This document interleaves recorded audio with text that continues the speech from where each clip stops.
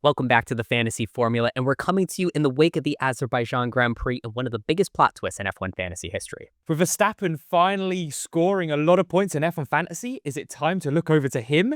Piastri looking pretty naff at the minute. Do we go away from him? Stay tuned, we're going to break it down right now.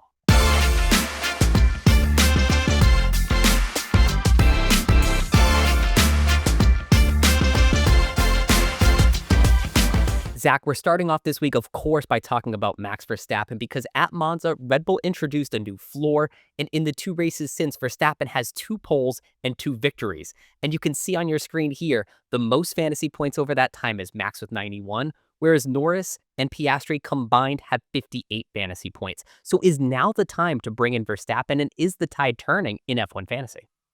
Yeah, it's absolutely incredible completely how much it's flipped over to everyone realistically contemplating whether or not Verstappen is usable, because it's not only his points that are looking phenomenal, but all of a sudden he's now become the budget driver, which is just never anything we've seen really with Verstappen so far this season as an A-tier driver. So that's really exciting to see him like that.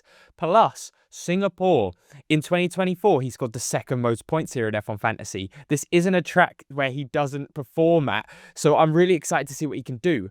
100%, it looks like now's the time. If you can fit him somewhere in your team, maybe you look over to him. But in front of one of the McLarens, it's going to be a tough call. Zach, I've never seen a final fix switch the whole game around like we saw in Baku last time out.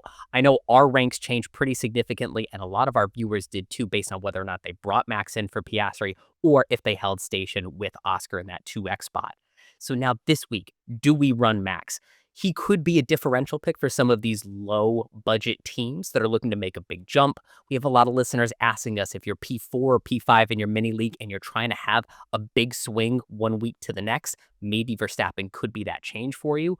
Or for big budget teams like yourself, he could partner with the likes of Oscar Piastri with McLaren or Mercedes, or even if you have a big lineup, Verstappen, Piastri, McLaren, and Red Bull. So, Zach, what do you think about the Red Bull as a constructor alternative if you can't bring Verstappen into your lineups? Red Bull as constructor, I'm still a little bit weary on. Fair enough to Yuki Tsunoda. He did have his best finish for quite some time in Baku, and it was a great race from him. He knew what he was doing in that race, getting that P6, outstanding for the team, outstanding for him. It's going to help him tremendously going forward, but heading into Singapore, I just don't think it's a track that's going to change much. I really think he's going to struggle again to basically do what we've seen all season long and get into the top 10. So I think Red Bull as a whole, you're still really hoping that Verstappen's going to win. And I think it's going to be a lot harder at Singapore. Obviously, a track that's a lot more closer suited to the likes of tracks like Hungary, Zandvoort, which we saw tended to favour the McLarens more than anyone else realistically. So I don't think Red Bull as a whole would be the constructor for now. And you bring up a great point about the differences in these circuits. Monza and Baku, there were low downforce. Tire degradation was limited because we had some rain both of those weekends, and so the cooler temperatures didn't put tire deg into play. Now, Singapore is a bit different. It's a higher downforce circuit. You've got more twists and turns, and even though it's a night race, it's going to be a bit warmer, so Red Bull will have to factor in tire degradation. So we've got to watch free practice carefully. Is this new floor something that will change the fate of both drivers in Verstappen and Tsunoda? Does it make Red Bull a contender in every environment, or does it only give them an advantage at tracks like Monza and Baku? So this week, free practice is going to be so important for us, and it'll dictate whether or not we should bring in Max, Yuki, Red Bull, all of them or none of them. Now, one interesting thing actually heading into Singapore that we do need to focus on as well is actually preparing for the next race afterwards, which is always something you want to keep an eye on in F1 Fantasy, but especially when it's a sprint race. We haven't actually had a sprint race for a while, so just make sure your teams are prepared for this, because we actually do have a nice position where B-tier drivers like Sainz look good heading into COTA, basically, unless he DNFs in Singapore. Same with Lawson, same with Bortoletto. You have these drivers that look very, very good that you could hold on to.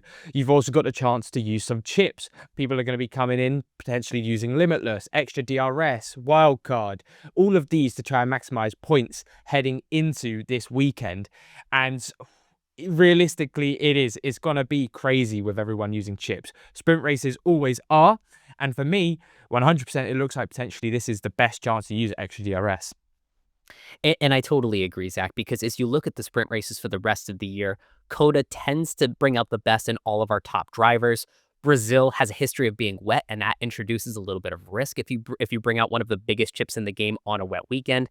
And then Qatar is only one race away from the final race at Abu Dhabi. It's also, even though later in the season than in previous years, it is a bit hot, and it could throw some drivers or their cars into a state where it could bring some new risk into your team. So bringing in a strong 3x and 2x driver pairing for COTA is going to be really important to our success with the extra DRS boost. How do you do it? There's these two steps that you could take. One is making sure you have the right budget to get into a 4A build. And Zach highlighted here Sainz, Lawson, Bortoletto, all great options for that. But also, two, modeling out your team so that you're using your transfers effectively. Do you use one transfer this week and carry 3 into next week? Do you have a wild card chip that can help you pivot into a 4A? Or are you going to find yourself chasing where you make 3 transfers this week and take a -10, and then 3 at COTA and take another -10? So think 2 steps ahead, model out a few different scenarios for your team to make sure you have both the budget and the transfers to really nail that chip. Yeah, 100% completely agree. I'm doing a very similar thing where I can tell you if you have 2 free transfers, whatever, in Singapore, actually build your team, keep an eye on then what you can do after that, and try to see if you can get to the team you want to have for a sprint race weekend, because that is so important. We don't want to be taking these -10s unnecessarily. So just be careful with who you transfer in this weekend, because it's really going to affect you in a big point scorer. Bear in mind, in 2024, COTA was one of the highest scoring F1 Fantasy points weekends, again, because of sprint racing. So just keep an eye on that, because there's a lot of points to offer. Now, again, we briefly mentioned the chips heading into COTA, but what about heading into Singapore? Well, realistically, it's the same thing I've been spouting on about non-stop since the second half of the season. If you've got Limitless, you're going to want to use it. Now, it actually sounds quite crazy, because you might actually think, well, Limitless would be a great play in somewhere like COTA or Brazil, because those sprint races are coming up, and if you've got them now, and I agree, they are half decent options, but you've got the likes of extra DRS potentially if you have that there that you want to be saving for there. Those sorts of chips look better. Again, wildcard. Looking into this weekend, it could be a full flip of bringing Mercedes assets in, bringing Verstappen in. The status quo of sticking with Ferrari has shifted a little bit. Maybe this is the time to use wildcard. It's definitely not a bad choice. And of course, no negative. It's Singapore. We tend to get a few crashes here. It can offer up low overtakes. So if there is a DNF, it's going to be very, very fatal to your team. So 100% keep an eye on that chip. It's going to be a lot of chips you can use. So you've got to pick and choose the ones you have and make sure you pick the right one. I totally agree with you, Zach, on wildcard. I'm really jealous of those teams that still have it, because I'm looking at a lot of options that involve a -10 this week or next week. So wildcard's definitely in play. As for no negative, I always prefer a sprint weekend, but we're still thinking back to 2022 where there were 6 DNFs at this race.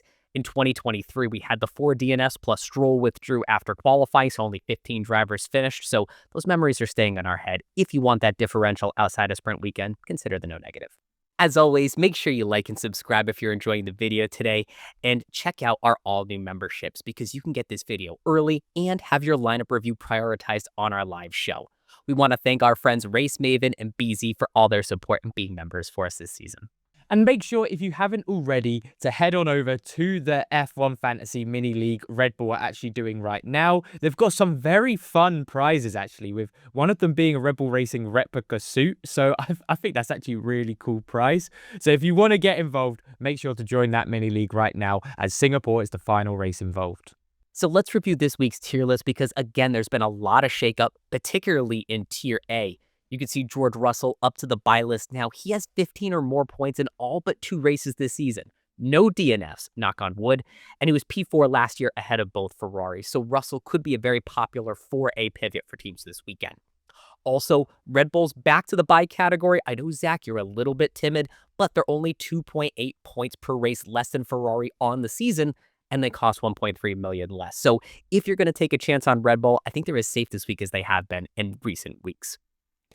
Yeah, tier A especially, just even the buy, fence, and sell is all very, very close at the minute. I think Hamilton's the only one we're quite comfortable to say that you shouldn't really go near, purely because there's normally always someone outperforming on the A tier driver side, whether it be for 2 times or for the second option.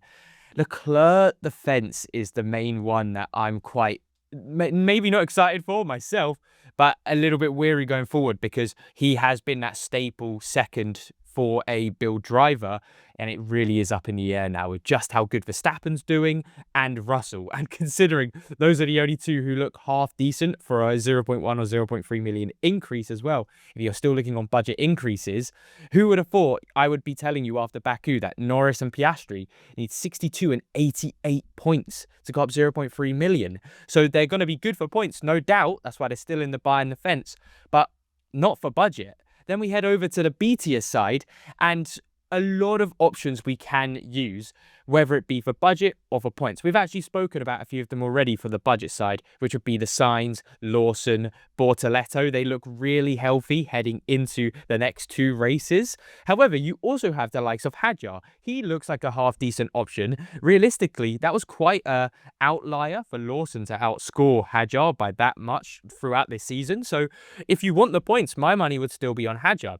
Same goes for Alex Albon. He doesn't look fantastic on budget this weekend. However, just consistently getting good points. I can't remember the last time he got less than 10 points in F1 Fantasy. He's had 15 and 13 in the last 2 races. And Baku was an incredible of a race for him. And then, of course, you have the likes of Gasly, a price floor driver, and looks better than Colapinto right now. It's so great to see all 3 Williams in the buy category this week. Albon has 12 double-digit scores on the season and 11 top 10 finishes, so Williams are well and truly back in the picture, both on the grid and in F1 Fantasy.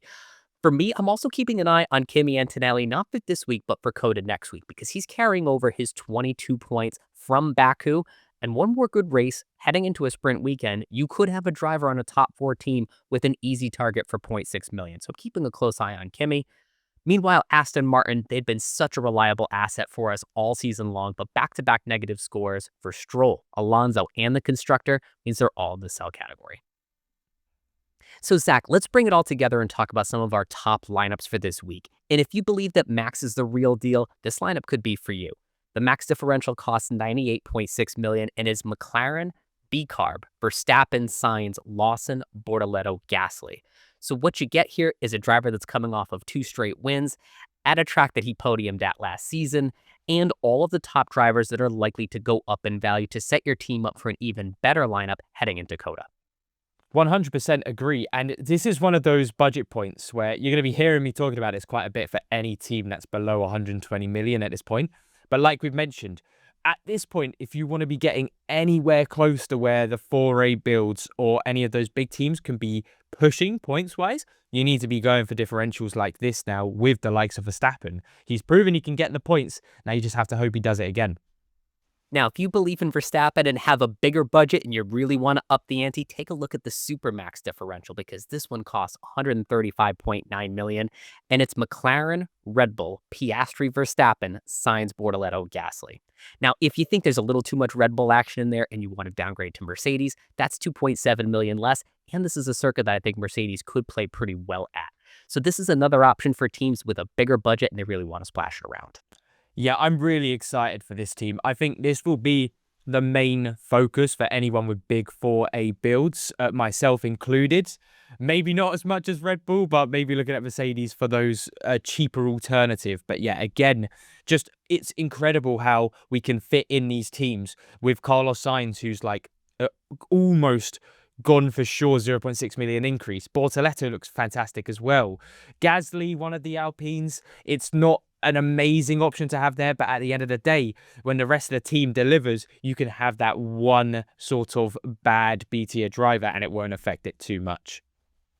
I love these lineups with Signs because he's taking that 33-point score from Baku into next week as well. He'll be a set and forget for 0.6 million this week and in the next race at COTA too.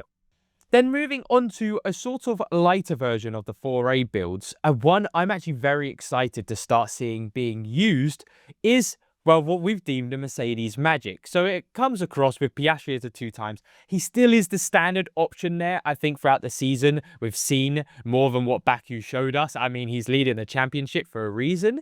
Then you have the likes of George Russell, another driver who's looking like a hot prospect coming out of Baku.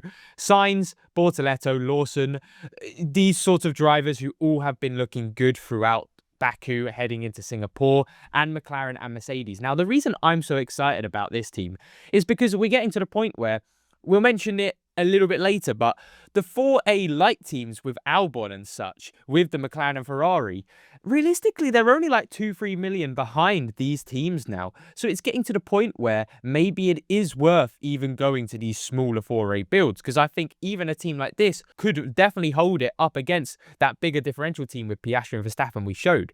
So very much excited for this team. I think a lot of people will be running it. I thought I was lucky that my final fix worked, bringing in Verstappen for Piastri, but the other thing I'm really fortunate for is that my 4A light build, where I had Piastri and Albon, actually outscored the Piastri-Leclerc builds. It's keeping me close to Zach, but I think my luck is running out, so I probably have to move to one of these teams, either this week or at COTA.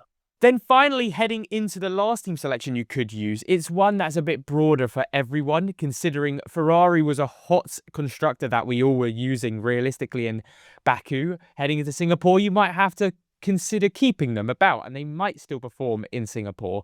But it is this 4A light team we were talking about with Albon. And the reason I like talking about this team is because, yes, it is 123.1 million. It's quite an easy upgrade up to those Mercedes Magic teams, but also it's the foundation for dropping down and down and down if you have a little bit less than this. Realistically, you could swap McLaren to a Mercedes if you need a bit more money there. Bortoleto and Lawson, you could swap to Colapinto and Gasly if you really need the money. Albon instantly could be swapped down to someone like a Hadjar, and that frees up a lot of money. So there's a lot of leeway with this team, which is why I quite like it. But again, it is one of those teams where we're getting to the point where this is probably verging on the, you sort of need to get a few differentials into the team. And I think Albon, even though he did outperform Leclerc in Baku, I don't think he's an out-and-out differential compared to a 4A build with another A-tier driver. So potentially we need to start looking at differentials with this team as well. With this lineup, I think back to our advice of preparing for COTA. If you're going with the 4A lineup to run the extra DRS boost, think about what moves you'd have to make this week and in that next race to get to that 4A team. This will be a little bit difficult unless you have a really high budget, because you need to downgrade at least 3 of your drivers and make room for the likes of a Charles Leclerc or a George Russell at COTA. So think about what moves you're going to make if you plan on running that out of this build, because you might be a little bit strapped in terms of your transfers. We'll be back this Saturday at 8 a.m. Eastern, 1 p.m. BST for the Fantasy Formula Live Deadline Q&A stream. Make sure you send in your lineups to Zach, Terry, and I, and join us for all the banter as we get you ready for the Singapore Grand Prix. It's going to be a roller coaster, I tell you that for sure. Take care, everyone.